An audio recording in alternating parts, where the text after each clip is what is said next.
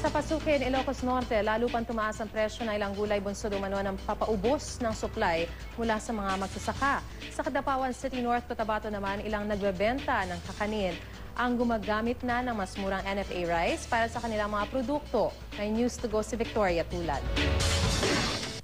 Wala na raw ibang choice ang mga nagtitinda ng puto at bibingka sa Kitabawan City kundi ang magtipid dahil sa mahal na mga bilihin. Kabilang narito ang bigas na pangunahing sangkap sa kanilang mga produkto. Kaya naman ngayong mahal ang commercial rice, gumagamit na raw muna sila ng NFA rice. Mas mura daw kasi ng 10 piso kada kilo ang NFA rice.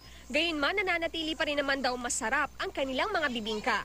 Sa ngayon, nasa hanggang 49 pesos per kilo ang pinakamahal na commercial rice sa Kidapawan, habang 42 pesos per kilo ang pinakamura.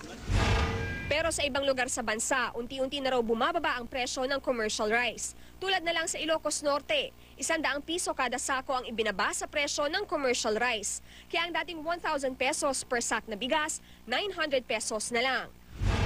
Pero ibang usapan ang presyo ng gulay at iba pang pansahog sa ulam tulad ng sibuyas. Sa lalawigan din ng Ilocos Norte, nagmahal ng 20 pesos per kilo ang sibuyas na ngayon mabibili ng 60 pesos kada kilo. Epekto raw ito ng papaubos na stock ng mga magsasaka. Victoria Tulad, GMA News.